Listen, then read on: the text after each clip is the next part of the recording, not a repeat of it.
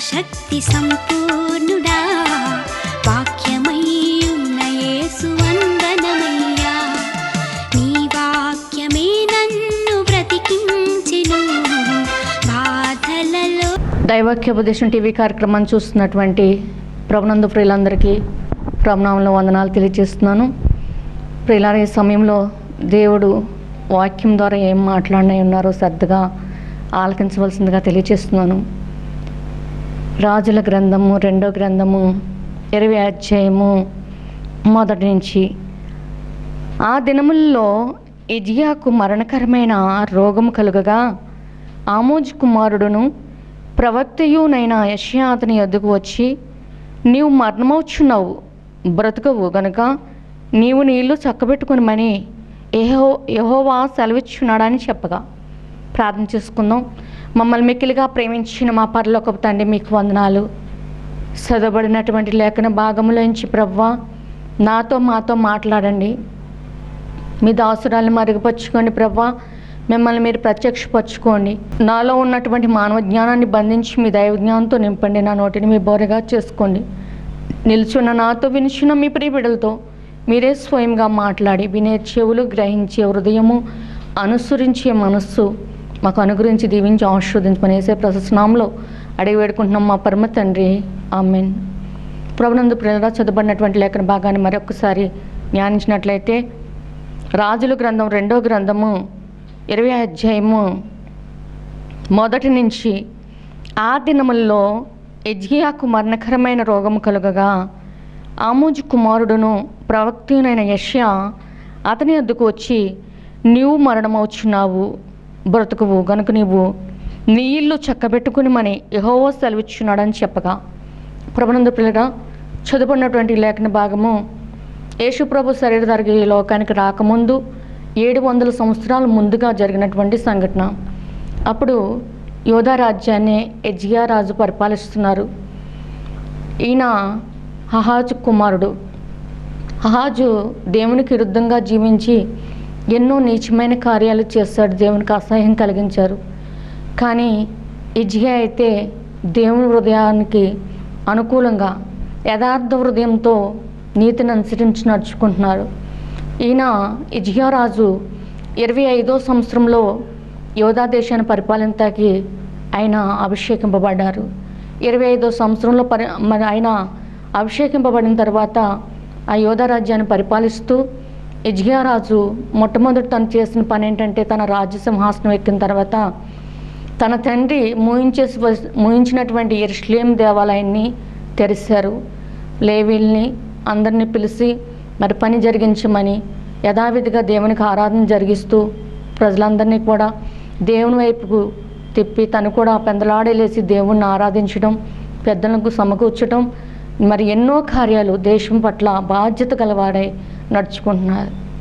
అలాంటి హిజ్కియా రాజు గారు యథార్థ హృదయంతో నడుచుకుంటుంటే ఆయన మరి పరిపాలిస్తున్నటువంటి దినాల్లో ఒకసారి ఆయన మీదకి శత్రురాజు యుద్ధానికి వచ్చాడు.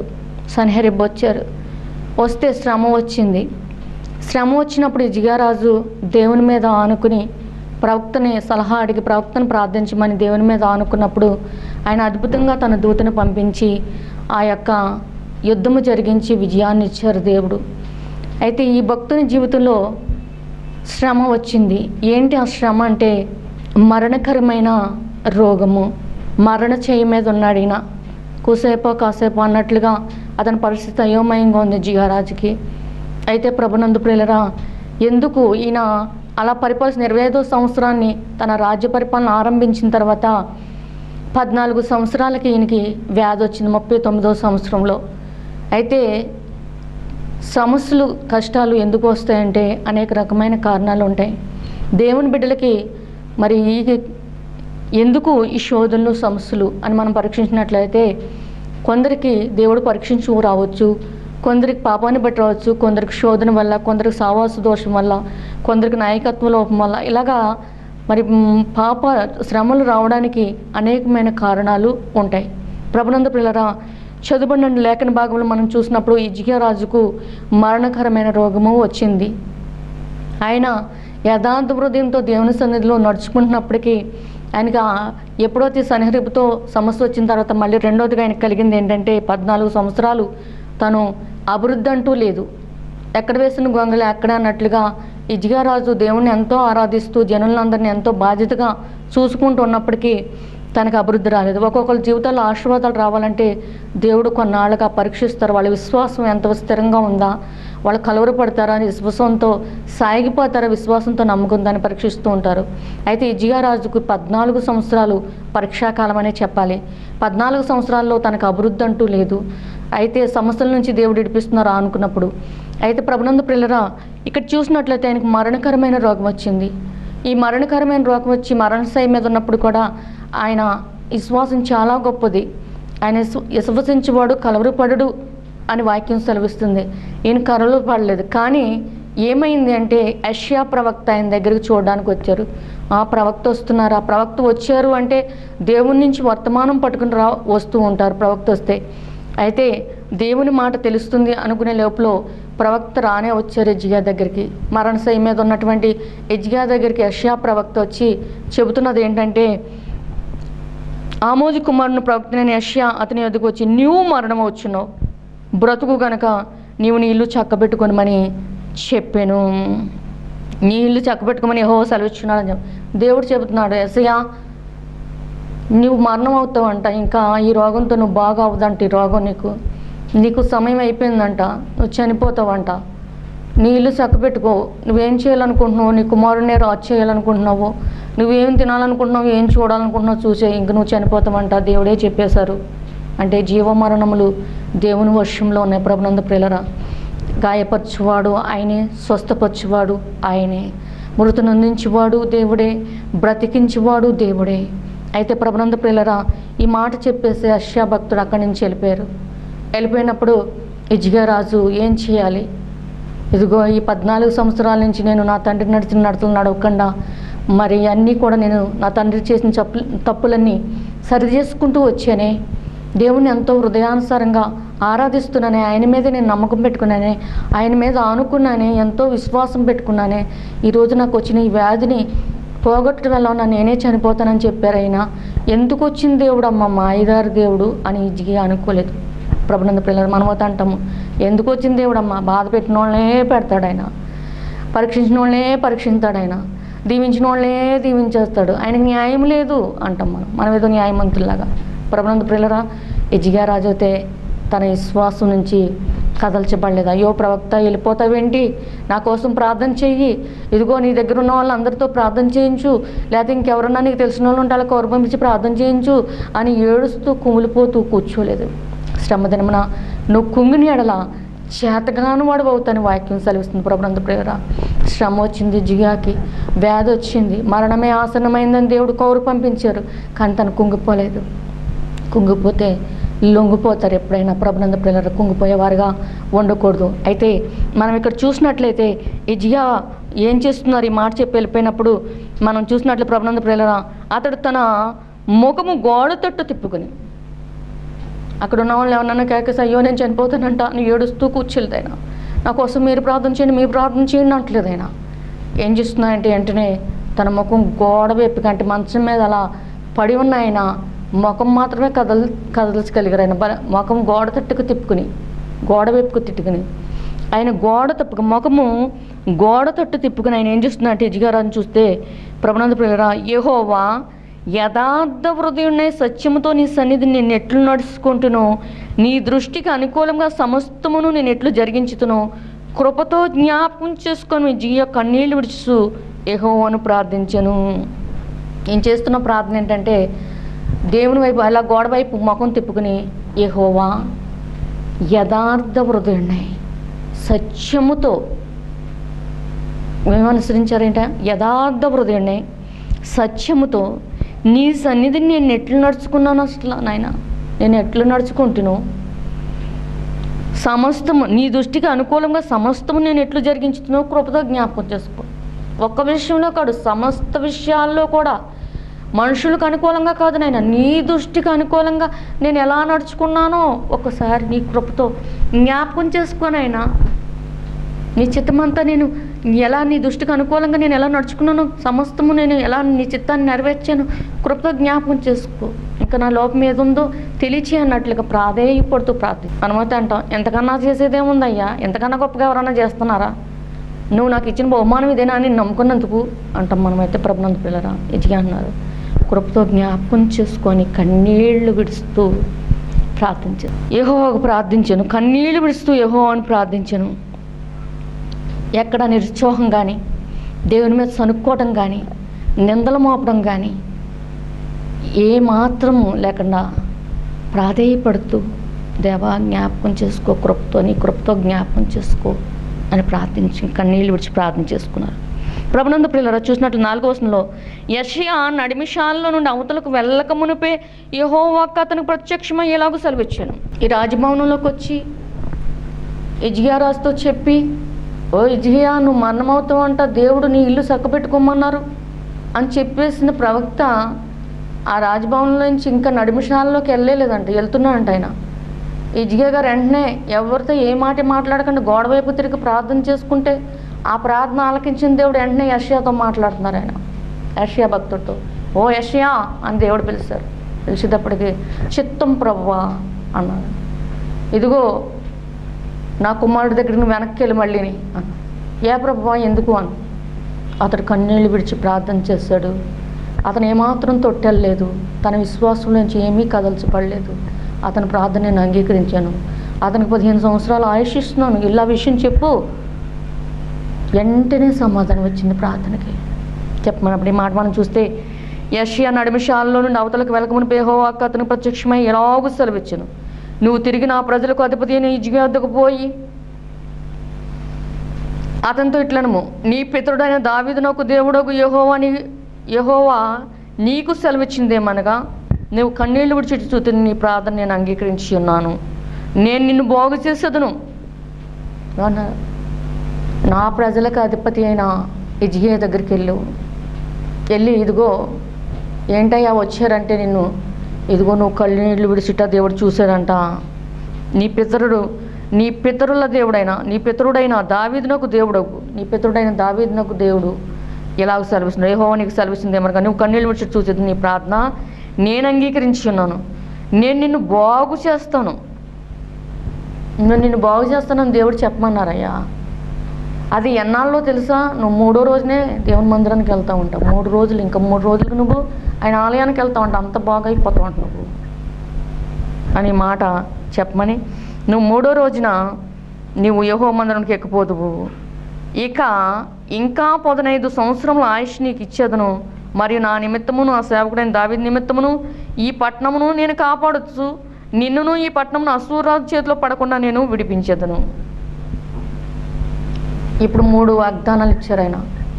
నా సేవకుడైన దావీదు నిమిత్తమును, ప్రభునందు ప్రియులారా, ఇక్కడ చూసినట్లయితే ఇక నీకు 15 సంవత్సరాలు ఆయుష్ ఇచ్చాను, మరియు నా నిమిత్తమును నా సేవకుడైన దావీదు నిమిత్తం నీ పట్టణము నేను కాపాడతాను, నీ పట్టణాన్ని కాపాడతాను, నిన్ను కాపాడతాను, నీకు స్వస్థత దయచేస్తాను, నిన్ను కాపాడతాను, అంతే కదా ఈ పట్టణాన్ని కూడా కాపాడతాను.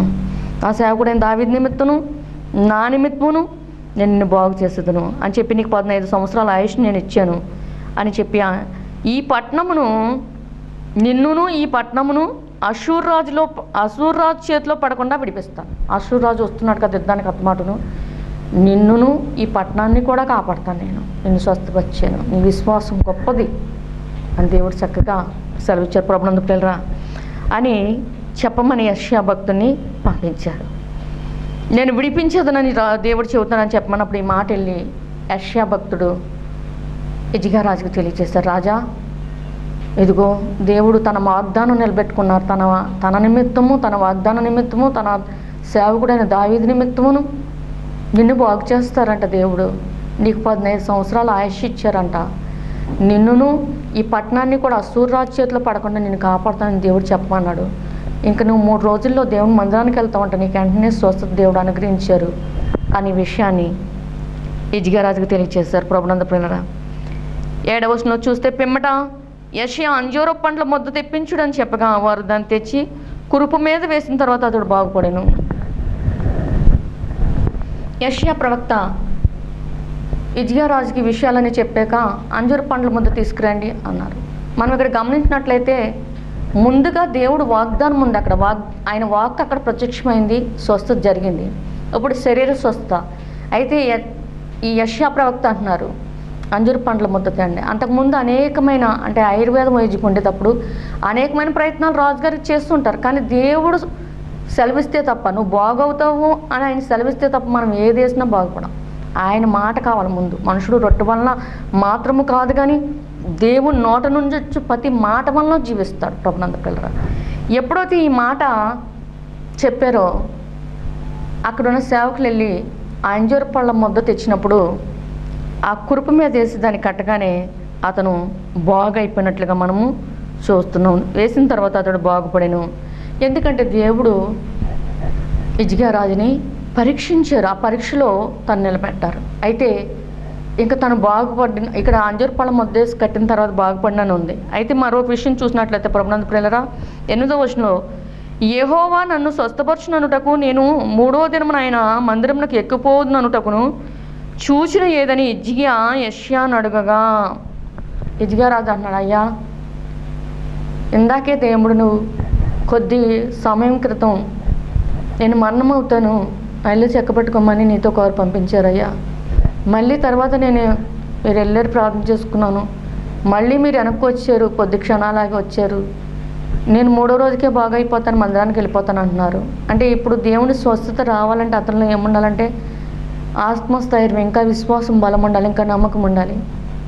మొదట దేవుడు సెలవిచ్చిన మాట ఇలా అని చెప్పారు, నేను మరణమవుతాను, నేను కుంగిపోయాను, అయినా ఆయనకి ప్రార్థన చేసుకున్నాను, ఇప్పుడు బాగవుతానని చెప్పారు అంటున్నారు. నాకు ఒక సూచన చూపించమని అయ్యా, నేను ధైర్యంగా ఉండడానికి, బలంగా ఉండడానికి ఒక సూచన ఏంటి అని అడుగుతున్నారు.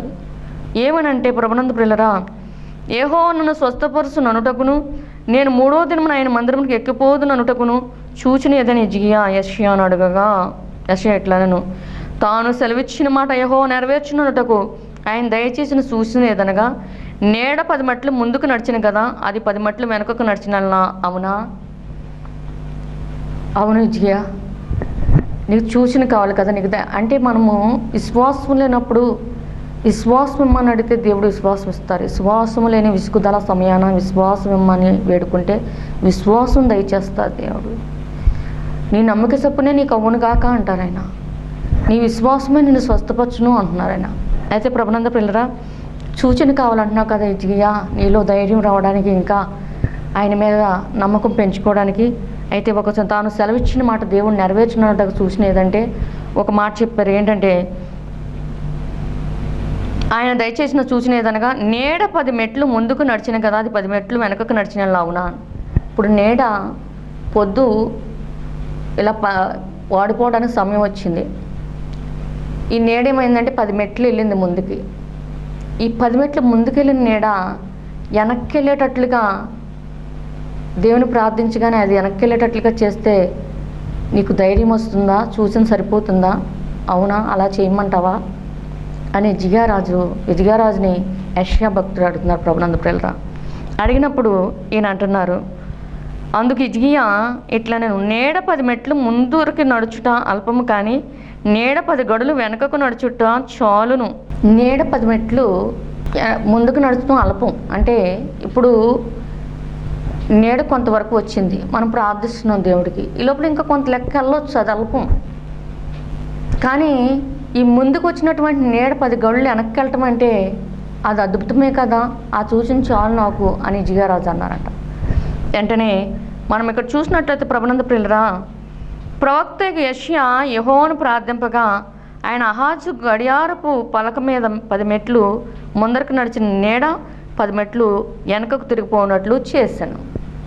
మనం ఇక్కడ గమనించినట్లయితే ఏమవుతుందంటే, ఎప్పుడైతే యెషయా ప్రవక్త దేవుని ప్రార్థించారు, అయ్యా హిజ్కియాకి ధైర్యం కోసం మరి దానికి నువ్వు ఒక సూచన చూపించిన ఆయన, ఇందుకు అహాజు గడియారు పలక మీద 10 మెట్లు ముందుకెళ్ళిపోయింది అయ్యా, నీడ 10 మెట్లు ముందుకెళ్ళింది, ఇప్పుడు 10 మెట్లు వెనక్కి వచ్చేటట్లు నీ కృప దయచేసి అతనికి ధైర్యాన్ని ఈయనైనా అని ప్రార్థించినప్పుడు దేవుడు యెషయా ప్రార్థన ఆలకించి ఆ ఎదరికెళ్ళినటువంటి నీడ మళ్ళీ వెనక్కి వచ్చేటట్లుగా చేశారంటే ఎంత అద్భుతం ప్రభునందు ప్రియులారా.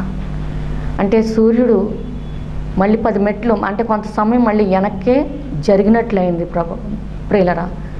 యెహోషువ కాలంలోనే దేవుడు ఇంచుమించు ఒక రోజంతా సూర్యుడు నడి ఆకాశంలో ఉండి అస్తమింపడానికి త్వరపడలేదు.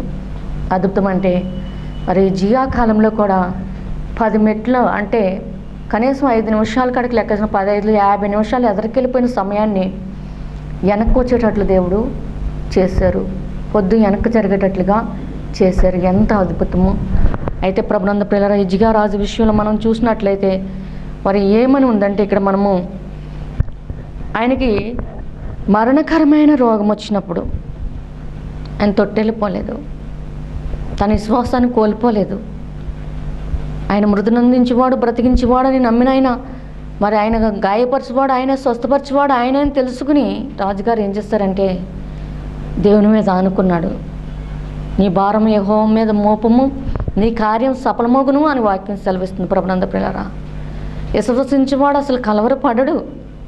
అయితే ప్రభునందు ప్రియులారా, విశ్వసించేవాడు కలవరపడడు అని యెషయా గ్రంథంలో భక్తుడు తెలియజేస్తున్నాడు. హిజ్కియా యొక్క విశ్వాసం పరీక్షింపబడినప్పుడు ఆ పరీక్షలో నిలబడ్డాడు. దేవుడు పరీక్షిస్తాడు. శ్రమల ద్వారా, శత్రు భయం ద్వారా, వ్యాధుల ద్వారా, ఇబ్బందుల ద్వారా దేవుడు పరీక్షిస్తారు.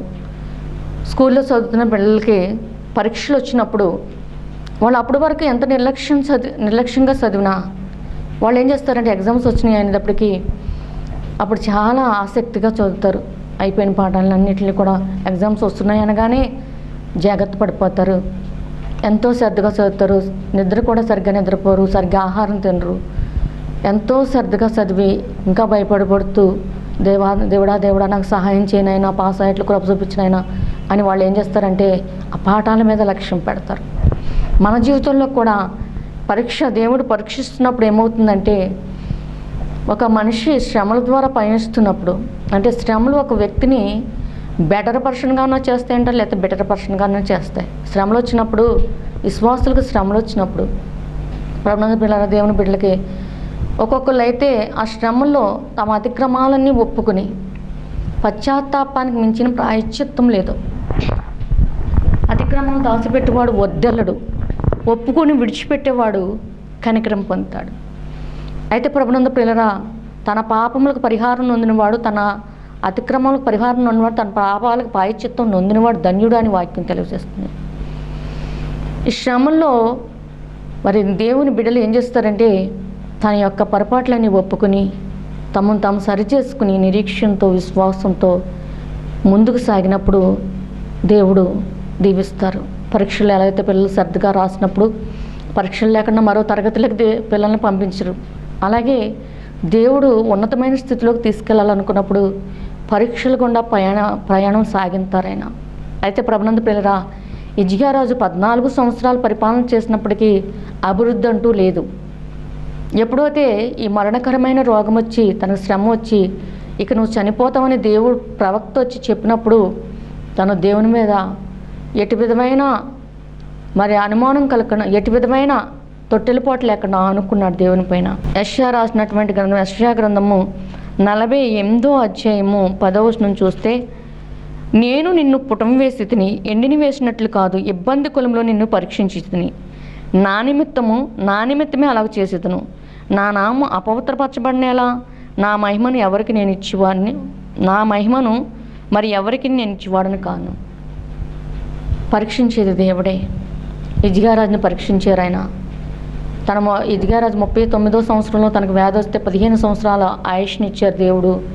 54 సంవత్సరాలు ఆయన జీవించారు ప్రభునందు ప్రియులారా.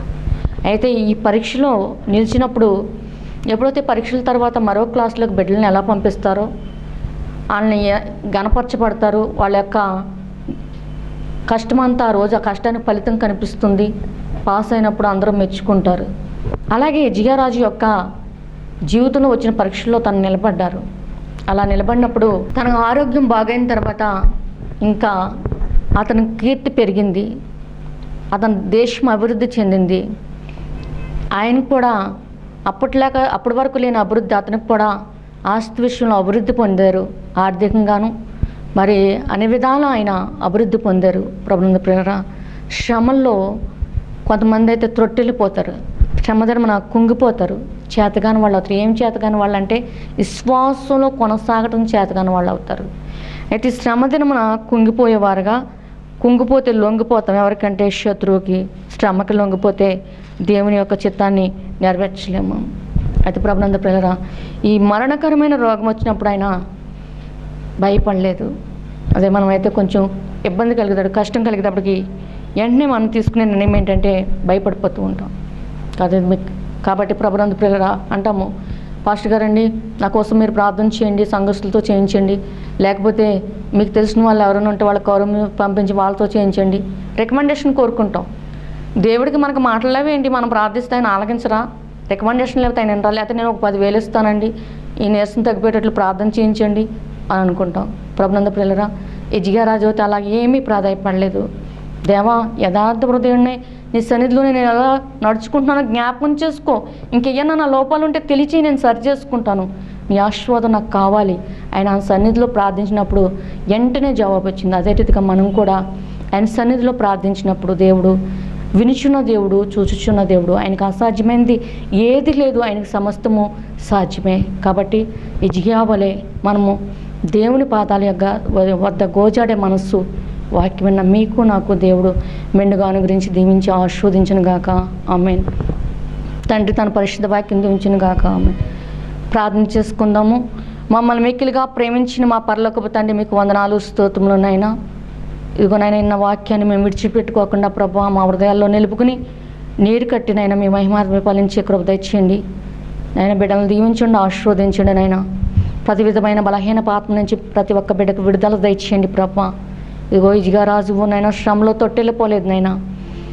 ఇదిగోనైనా మీకు వందనాలు స్తోత్రం నాయన. శోధన సహించేవాడు ధన్యుడు అంటున్నావు ప్రభా. మీ ఆత్మచేత మమ్మల్ని నింపండి, మీ ప్రభావం మాలో పంపించండి, మీ శక్తిని మాకు అనుగ్రహించండి. మీరు ఆకాశమోతేనైనా మరొకసారినైనా టీవీ కార్యక్రమం ద్వారా మేమందరం కలుసుకునే పర్యంతరము మీ కృపకల రెక్కల చాటున భద్రంగా క్షేమంగా దాచి కాచి కాపండి. నేను ఇదిగోనైనా ఇబ్బందుల్లోనూ శోధలోనూ సిక్కుల్లోనూ సమస్యల్లోనూ నాయన ఇదిగో నీ పక్షాన్ని మేము నిలబడినైనా నాయన నువ్వు ఎలా అవుతానైనా జీవితాన్ని కలిగినైనా తండ్రి కుడి పార్శ్వన ఆశ్రయునుడు అయినావో మేము కూడానైనా జయించినైనా నీ కుడి పార్శ్వం ముందు ఉండే భాగ్యము వాక్యం నా బిడ్డలకు నాకు అనుగ్రహించి దీవించి ఆశీర్వదించమని అతి త్వరగా మహిమ మేఘాసునుడై వచ్చుచున్న యేసే ప్రశస్తనామంలో అడిగి వేడుకుంటున్నాం మా పరమ తండ్రి. ఆమేన్. దేవుడు మిమ్మల్ని దీవించును గాక.